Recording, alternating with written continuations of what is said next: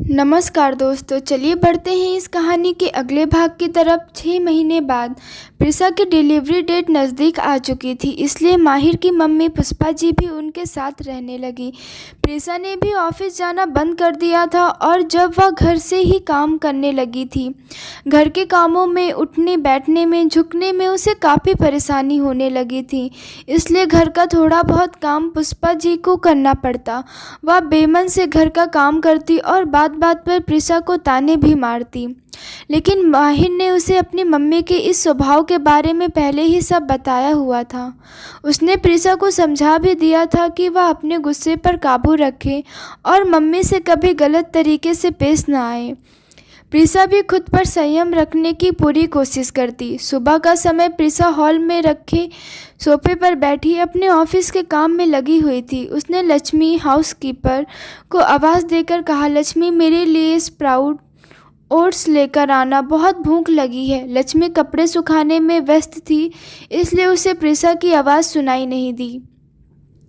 पुष्पा जी जो हॉल में ही बैठी न्यूज़पेपर पढ़ रही थी, वो खुद उठी और प्रिसा के लिए स्प्राउट्स ओट्स लाकर रख दिए। उसने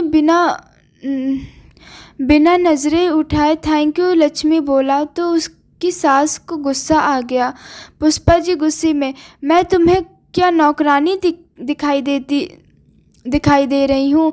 प्रिसा ने पुष्पा जी की आवाज़ सुनी और हड़बड़ाते हुए सोफे से उठ गई। प्रिसा, मम्मी जी आप, सॉरी मुझे लगा वो लक्ष्मी। पुष्पा जी डांटते हुए, अगर इसमें से लैपटॉप नज़र हटे तो देखे ना कुछ। प्रिसा, सॉरी मम्मी जी, मैं वो ऑफिस। पुष्पा जी, जब बस की नहीं है तो ज़रूरी है नौकरी करना, छोड़ क्यों नहीं देती इस नौकरी को? प्रिसा, इसमें मेरी जॉब की क्या गलती मम्मी जी, मैं कंपनी में मिल्क चेयर कर रही हूँ, बस इसी वजह से थोड़ी बिजी थी और ध्यान नहीं दे पाई। पुष्पा जी झुंझलाते हुए, ले पकड़ अब खा ले। खुद से बड़बड़ाती हुई, घर का काम करने के नाम पर तो इन महारानी की तबीयत बिगड़ती रहती है और ऑफिस के काम के लिए सारा दिन बैठी रहती है, तब इसकी तबीयत को कुछ नहीं होता। मुझे यहाँ बस ये घर का काम करने के लिए ही बुलाया है, बाकी तो कोई पूछे भी ना, मुझे नौकरानी बनाकर रख दिया है मुझे तो। प्रिसा ने सब सुना और उसे भी गुस्सा भी आने लगा, लेकिन माहिर ने उसे कुछ न बोलने को कहा हुआ था, इसलिए वो चुप रही। प्रिसा और पुष्पा जी के बीच यह हर रोज़ का था, जब वो किसी न किसी बात पर प्रिसा को सुनाती रहती और प्रिसा उनकी बातों को अनसुना कर देती। कभी कभी वह माहिर को पुष्पा जी की बातों के बारे में बताती तो माहिर गुस्सा हो जाता। वह गुस्से में झुंझलाते हुए कहता, तुम सास बहू के पंजड़ों से मुझे दूर ही रखो, जब देखो तब तुम दोनों कोई ना कोई नाटक चलता रहता है। ये नहीं कि आदमी थक हार कर घर आता है तो चैन से बैठने दें, घर आते ही मम्मी शुरू हो जाती हैं, बेडरूम में आते ही तुम शुरू हो जाती हो, सुकून के दो पल नहीं है घर में। प्रिसा माहिर से माफ़ी मांगते हुए कहने लगी, आई एम सॉरी माहिर, आगे से ऐसी कभी नहीं होगा। माहिर बिना कुछ बोले रूम से निकलकर हॉल में जाकर सो गया। एक रात अचानक प्रिसा का पेट में बहुत तेज़ दर्द होने लगा।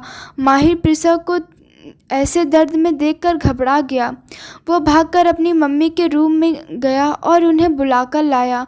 प्रिसा की हालत देखकर पुष्पा जी ने कहा, इसे तो लेबर पेन शुरू हो गया है। माहिर बेटा जल्दी से गाड़ी निकालो, हॉस्पिटल ले जाना होगा। माहिर हाँ में सर हिलाते हुए घर से बाहर की तरफ भागा। पुष्पा जी प्रिसा का सिर सहलाते हुए कहने लगी, हिम्मत रखो बेटा, बस थोड़ी देर और, थोड़ा दर्द और सह लो बेटा। माहिर जल्दी से गाड़ी लेकर आया और प्रिसा को गोद में उठाकर गाड़ी तक लाया। उसने गाड़ी की बैक सीट पर प्रिसा को बिठाया और पुष्पा जी उसके साथ बैठी गई। माहिर ने गाड़ी मेदांता हॉस्पिटल की ओर घुमा दी। थोड़ी ही देर में वो हॉस्पिटल पहुँचे। माहिर प्रिसा को गोद में लेकर हॉस्पिटल के अंदर आया और उसे एक स्ट्रेच पर लिटाया। नर्सिंग स्टाफ उसे लेबर रूम में ले गए। माहिर अपनी मम्मी को प्रिसा के पास रहने को कहकर खुद उसके डॉक्टर के पास चला गया। डॉक्टर माहिर के साथ के डॉक्टर माहिर के साथ लेबर रूम तक आया और डॉक्टर उसे बाहर वेट करने का कहकर अंदर चली गई। अंदर प्रिसा दर्द से तड़फ रही थी। डॉक्टर ने प्रिसा का चेकअप किया। वह उसके पास बैठते हुए बोली, हिम्मत रखो प्रिसा, बेबी बाहर आने में अभी टाइम है, तुम्हें अभी थोड़ा और दर्द सहना होगा। प्रिसा, डॉक्टर मुझे बिल्कुल बर्दाश्त नहीं हो रहा, प्लीज़ कुछ कीजिए। डॉक्टर, मैं तुम्हें एक इंजेक्शन दे रही हूँ ड्रिप में डालकर, ताकि जल्दी ही तुम्हें तेज़ दर्द शुरू हो और बेबी बाहर आ सके। प्रिसा हैरानी से, और तेज़ दर्द? इतना तो दर्द हो रहा है, मुझे और कितना बर्दाश्त करूँ डॉक्टर, मुझसे बिल्कुल सहन नहीं हो रहा अब। मेरी तो सिजेरियन ही कर दीजिए डॉक्टर। डॉक्टर, आप कर सकती हैं मिसेस प्रिसा, थोड़ी हिम्मत से काम लीजिए। जब सब नॉर्मल है तो हम आपकी सर्जरी नहीं करना चाहते। हमारी यही कोशिश होगी कि आपकी नॉर्मल डिलीवरी करा सकें। Please have patience. इतना कहकर डॉक्टर ने उसके सर पर हाथ घुमाया और एक ड्रिप में इंजेक्शन डाला ताकि उसे तेज़ दर्द शुरू हो सके। वह रूम से बाहर आई तो माहिर और पुष्पा जी उसकी तरफ दौड़ पड़े। माहिर, डॉक्टर प्रिसा कैसी है, वो ठीक है ना, कोई कॉम्प्लिकेशन तो नहीं है ना? पुष्पा जी, डॉक्टर मेरी बहू कैसी है और कब तक होगा उसे बच्चा?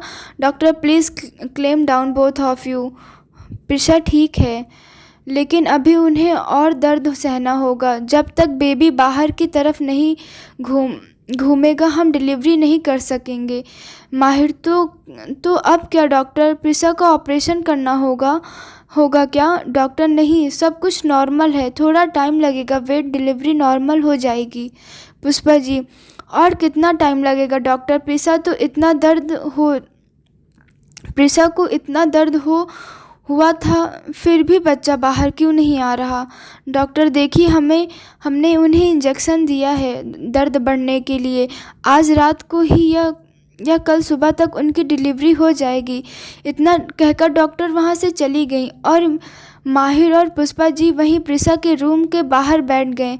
सुबह के करीब 3:45 बजे नर्स प्रिसा के रूम से भागते हुए आई और डॉक्टर के केबिन की ओर बढ़ी। वह डॉक्टर को अपने साथ लेकर आई। डॉक्टर और नर्स ने लेबर रूम में जाने के लिए जैसे ही दरवाज़ा खोला, रूम के बाहर तक उसकी चीखें सुनाई देने लगी।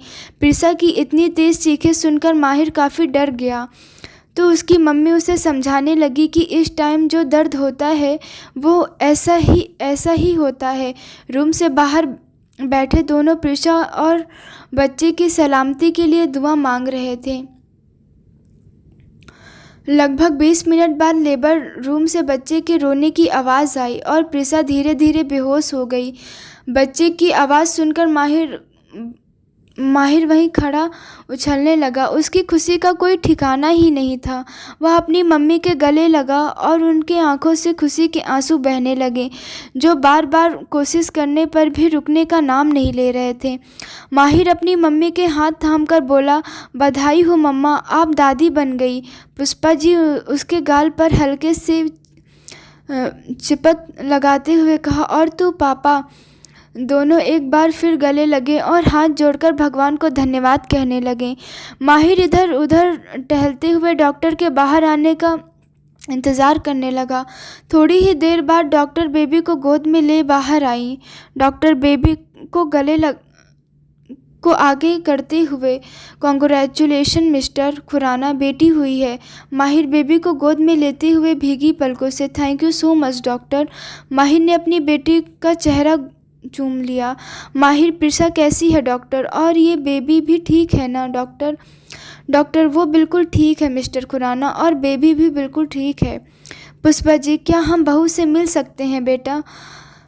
डॉक्टर, बस उन्हें अभी थोड़ी देर में जनरल वार्ड में शिफ्ट कर रहे हैं, तो आप उनसे वहीं मिल लीजिएगा। माहिर और पुष्पा जी ने हाँ में सर हिला दिया और डॉक्टर वहाँ से चली गईं। पुष्पा जी ने पहले तो बच्ची के बलाइयाँ ली और फिर अपनी गोद में लेते हुए बोली, कितनी प्यारी बच्ची है, एकदम परी लग रही है मेरी गुड़िया रानी, बिल्कुल अपनी माँ पर गई है। माहिर बच्ची की मुट्ठी में अपनी उंगली देकर कहने लगा, गई तो मम्मा पर है शक्ल से, लेकिन देखना मम्मी ये हरकतों से मुझे पर ही जाएगी। वो दोनों उस बच्ची के साथ खेलते रहे और थोड़ी ही देर प्रिसा को भी रूम में शिफ्ट कर दिया गया। माहिर और पुष्पा जी बच्चे को लेकर प्रिसा के रूम में आई। माहिर उसके सर पर हाथ घुमाते हुए कहने लगा, उठो प्रिसा, आंखें खोलो, देखो हमारी बच्ची। प्रिसा ने धीरे धीरे आंखें खोली और बच्ची को देखकर उसकी आंखों से आंसू बह निकले। प्रिसा ने अपनी बाहें फैलाकर बच्ची को गोद में लेने को कहा तो माहिर ने बेबी को उसके बराबर लेटा दिया। प्रिसा ने पहले उसका माथा चूमा और उसके बाद उसकी बंद मुट्ठी को चूमने लगी। उसकी आंखों से लगातार आंसू बह रहे थे। माहिर इस पल को कैद करने के लिए अपना फ़ोन निकाला और प्रिसा और बेबी के एक साथ एक फ़ोटो ली। माहिर उस तस्वीर को सोशल मीडिया पर अपलोड कर दिया। अभी तक घर में किसी को नहीं पता था कि प्रिसा की डिलीवरी हो चुकी है, लेकिन जैसे ही सबको सोशल मीडिया के जरिए प्रिसा और बेबी के बारे में पता लगा, शुभकामनाएं देने के लिए सभी के कॉल आने लगे। प्रिसा ने माहिर अपनी मम्मी और दादी को कॉल करने को कहा। माहिर ने उसकी बात कराई और प्रिसा आराम करने को कहा। पुष्पा जी बेबी को गोद में लेकर एक तरफ बैठ गई। दोपहर का समय बेबी ने अपनी आंखें खोली तो डॉक्टर ने प्रिसा को बेबी की फीड कराने को कहा। प्रिसा किसी बच्चे की तरह उसके साथ खेलने लगी। नॉर्मल डिलीवरी होने की वजह से अगले ही दिन प्रिसा को डिस्चार्ज कर दिया गया। प्रिसा कार में पीछे बैठी और पुष्पा जी ने बेबी को अपनी गोद में ले लिया। हॉस्पिटल से घर के रास्ते भर सभी इस बात पर बहस करते रहे कि बेबी का नाम क्या रखें। पुष्पा जी ने कहा, परी जैसा मुखड़ा है, इसका नाम तो परी ही रखेंगे। माहिर, मम्मी ये तो काफ़ी पुराना नाम हो गया है, हम ये नाम नहीं रखेंगे बेबी का। पुष्पा जी मुँह बनाते हुए, कितना तो प्यारा है परी। प्रिसा सोचते हुए, अमायरा नाम कैसा है? पुष्पा जी, बिल्कुल बेकार, इतना बड़ा नाम कौन बोलेगा। हाँ माहिर, वाकई में बहुत बड़ा नाम है यार ये। वैसे तो अच्छा लगा मुझे भी, लेकिन बहुत बड़ा है काफ़ी। प्रिसा चेहरे पर हाथ रखते हुए, ठीक है तो फिर आप ही बता दीजिए माहिर। हाँ ये काम मुझसे नहीं होते, तुम लोग ही कर लेना डिसाइड कोई प्यारा सा नाम। पुष्पा जी, वाह बेटा, जब हम बता रहे थे तब तो तेरे नखरे आसमान छूते हैं, और जब खुद ही बारी आई तो मुझे नहीं आता ये सब। हाँ, पुष्पा जी ने माहिर के कान खींच लिए तो माहिर हल्का सा चीख पड़ा। माहिर, मम्मी कान तो छोड़ो मेरा, बच्चे के सामने क्यों उसके पापा की बेइज्जती कर रहे हैं आप। पुष्पा जी हाथ वापस पीछे करते हुए, मेरे लिए तू अभी भी बच्चा है, समझा। तीनों हंसते मस्ती करते हुए खुश थे। माहिर ने किसी अनजान जगह गाड़ी रोकी, जिसे देखकर प्रिसा पूछने लगी, ये हम कहाँ आ गए माहिर, ये तो हमारा घर नहीं, फिर आपने यहाँ गाड़ी क्यों रोक दी। माहिर बिना कुछ बोले गाड़ी से उतरा और प्रिसा की तरफ का दरवाज़ा खोलकर उसकी आंखें पर पट्टी बांध दी। प्रिसा माहिर का हाथ पकड़कर गाड़ी से बाहर आई। दूसरी तरफ से पुष्पा जी भी बेबी को लेकर गाड़ी से बाहर निकली। उन दोनों को कुछ समझ नहीं आ रहा कि आखिर हो क्या रहा है। माहिर प्रिसा को संभालते हुए आगे बढ़ा और पुष्पा जी भी उनके पीछे चल पड़ी। दोस्तों, आपको हमारी ये कहानी कैसी लग रही है, आप हमें कमेंट करके ज़रूर बताइएगा। चलिए मिलते हैं इस कहानी के अगले भाग के साथ। तब तक के लिए नमस्कार, और आप हमें अपना प्यार बस यूं ही देते रहिए और हमारे चैनल को ज़रूर सब्सक्राइब कर लीजिए। नमस्कार।